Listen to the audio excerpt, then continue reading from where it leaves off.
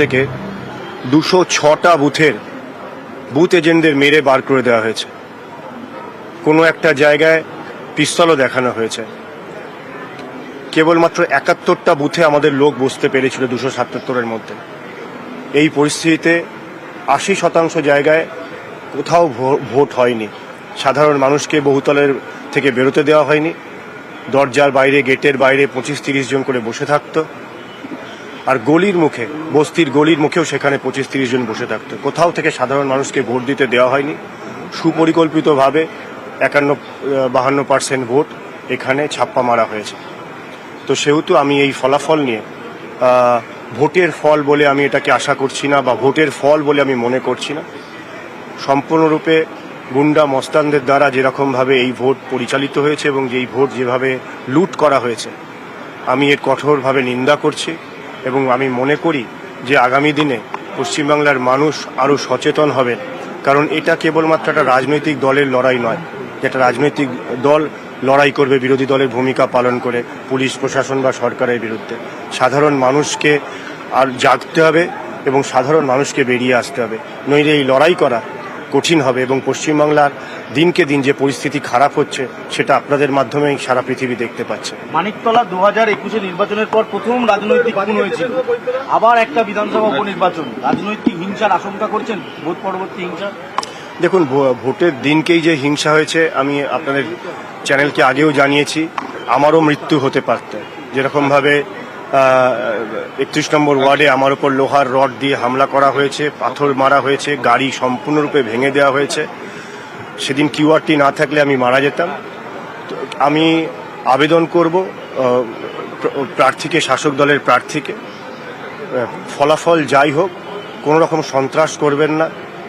ভারতীয় জনতা পার্টি হোক, সিপিএম হোক কি কংগ্রেস হোক, কোনো কর্মীদের উপর যেন তৃণমূলের কর্মীরা হামলা না করে, আক্রমণ না করে, বাড়ি ঘর জ্বালিয়ে না দেয়, না মারে। এটা এক নাগরিক হিসেবে, এক প্রার্থী হিসেবে আরেক প্রার্থীর কাছে অনুরোধ, ফলাফল যাই হোক। এবং আমি যদি কোনো সন্ত্রাস হয়, কোনো মারামারি হয়, আমি আমার কর্মী কার্যকর্তাদের পাশে দাঁড়াবো। দিনে রাতে আমি তাদের পাশে আছি সবসময়। কল্যাণ চৌবে তিনি আজও সন্ত্রাসের অভিযোগ করলেন এবং তার মৃত্যু হতে পারত সেই দিন কিউআরটি না থাকলে, 10ই জুলাই ভোটের দিন, এমনটাও অভিযোগ করলেন। এর আগে সুপ্তি পাণ্ডে আজকে কি অভিযোগ করেছেন, কি আক্রমণ করেছেন তৃণমূল প্রার্থী, দেখাবো। একই রকম অশান্তি করেন, একই রকম হাইকোর্টে যান, একই রকম একটা এলাকার ভোট আটকে রাখেন। 22 বার ডাকা হয়েছে হাইকোর্টে, তিনি যাননি, সুপ্রিম কোর্ট ভার্ডিক্ট দিল। কে এমন জরুরি ব্যক্তি যে তার ব্যস্ততার জন্য আমাদের ব্যবধান কেমন হবে? কিচ্ছু বলবো না এখন। আমি একদম আগে থেকে ফোরকাস্ট করি না, দেখা যাক। 21 থেকে বেশি হবে, 21 থেকে বেশি হবে 2021। এই মুহূর্তে যা জানা যাচ্ছে, মানিকতলায় প্রথম রাউন্ডে এগিয়ে সুপ্তি পাণ্ডে। কথা বলবো প্রতিনিধি আবিরের সঙ্গে। আবির, কি জানা যাচ্ছে?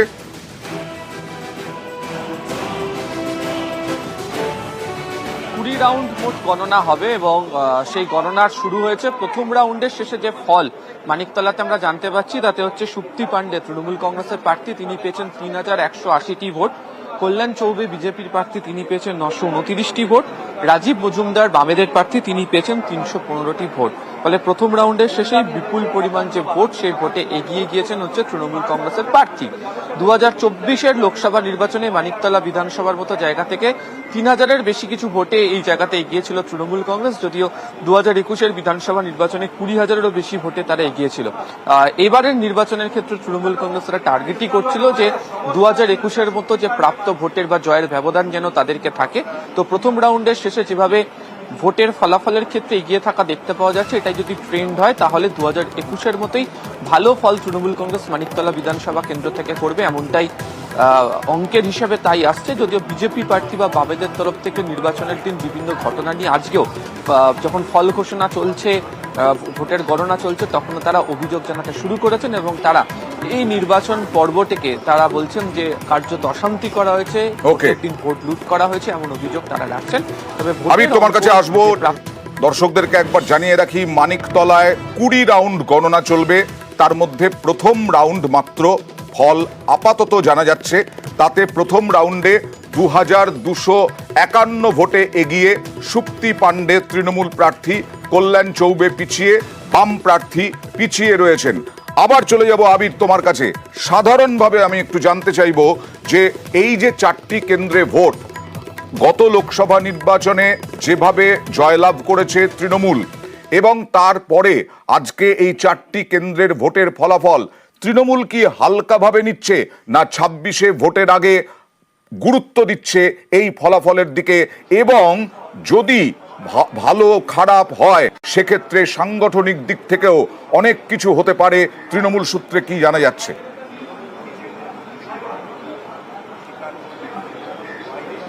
তোমার প্রশ্নের 3 নম্বর প্রশ্ন দিয়ে আমি প্রথমে শুরু করি। সেটা হচ্ছে যে সাংগঠনিক বদল শীঘ্রই আসতে চলেছে, অন্তত 21শে জুলাইয়ের পর হবে, এবং এই সাংগঠনিক রদবদল করার ক্ষেত্রে লোকসভা নির্বাচনের সময় বিভিন্ন জায়গাকার যে পারফরমেন্স বিভিন্ন নেতাদের, তা ইতিমধ্যেই তৃণমূল কংগ্রেসের অন্দরে পর্যালোচনা শুরু হয়ে গিয়েছে।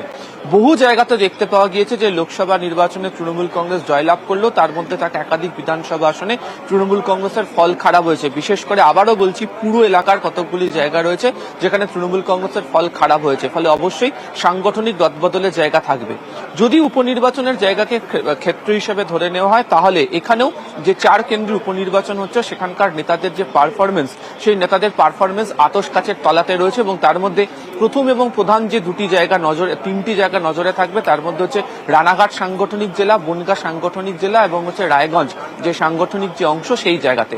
তোমার দ্বিতীয় প্রশ্নের উত্তরের ক্ষেত্রে আমি আসি, সেটা হচ্ছে যে তৃণমূল কংগ্রেসের তরফ থেকে বুঝে নেওয়ার চেষ্টা করা হচ্ছে যে এই নির্বাচনগুলির ক্ষেত্রে দাঁড়িয়ে তারা যে জায়গাতে লোকসভা নির্বাচনের প্রেক্ষিতে ভোট কিছুটা হলেও হারিয়েছিল, বিধানসভা নির্বাচনের ক্ষেত্রে সেই ভোট কি তারা ফেরত নিয়ে আসতে পারবে?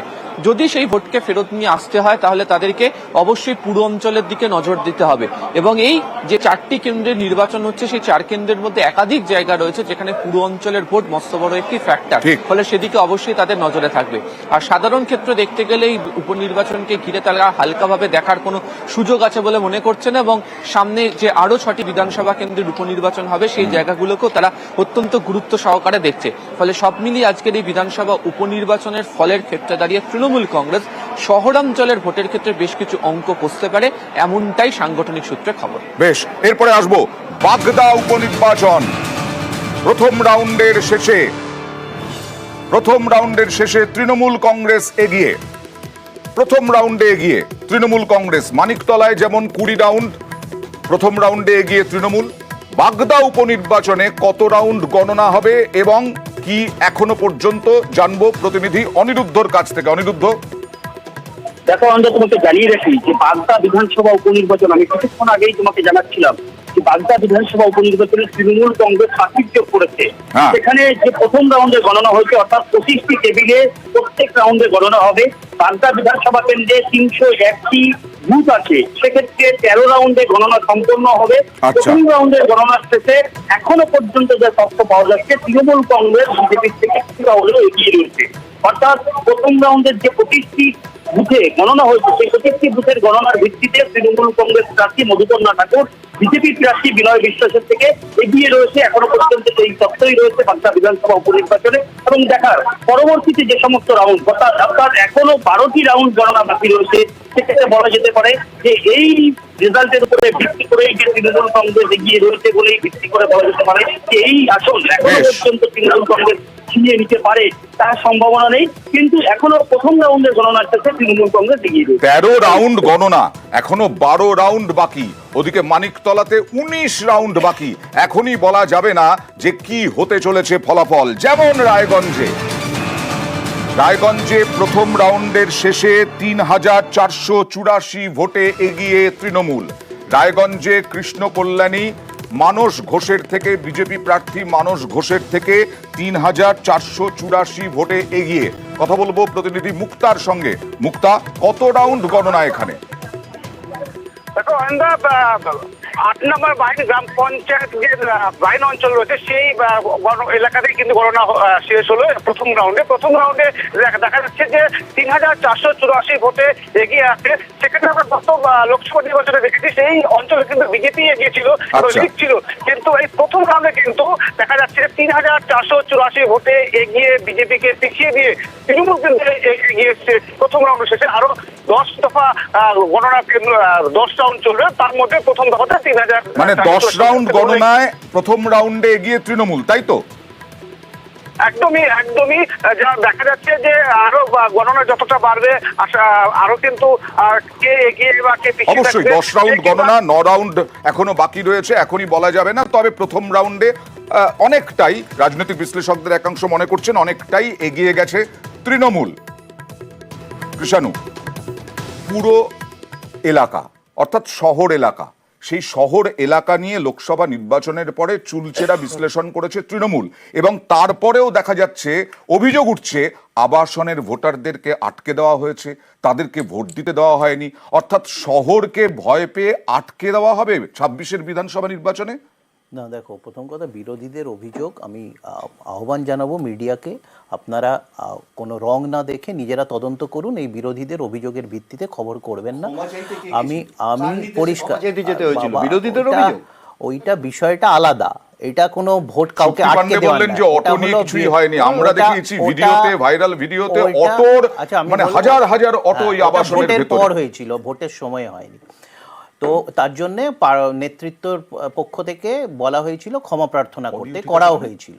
এখন বিষয়টা হচ্ছে কি, যারা মানে বন্ধ ডেকে মানুষ পেটায়, বিরোধীদের কর্মীদের পেটায়, গেঞ্জি খুলে রাস্তাতে হুলিগানিজম করে, তারা আমাদেরকে অযাচিতভাবে আটকে বক্তব্য রাখলে মানুষের কাছে একটা ভোটও বাড়বে না, বরঞ্চ 2টো ভোট কমবে।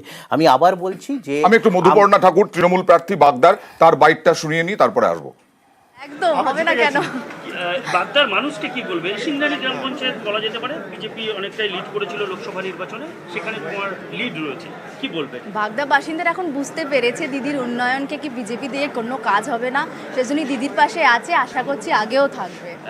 বিধানসভা উপনির্বাচনের দিন দেখা গেছে বিভিন্ন জায়গায় বিজেপি প্রার্থী আক্রান্ত হয়েছে এবং সেখানে তুমি বলেছিলে যে হারবে বলে নাটক করছে, তো সেখানে কি বলবে? মানে এই যে এগিয়ে থাকাটা, প্রথম দিক থেকে এগিয়ে থাকা, প্রথম থেকেই এগিয়ে থাকা, সেটাকে কি বলবে? আমি তো বলেছি বিজেপি এখানে কোনো ক্রমে বাগদা এবার নিতে পারবে না। ইন্ডিয়ায় আমাকে ভারতে হেরে গেছে, পশ্চিম বাংলা হেরে গেছে, এবার বাগদায়ও হারবে। আশা করছি আগে কোনোদিন কোনো নামও নিশান থাকবে না বিজেপির আমাকে পশ্চিম বাংলায়, নাম নিশান থাকবে না।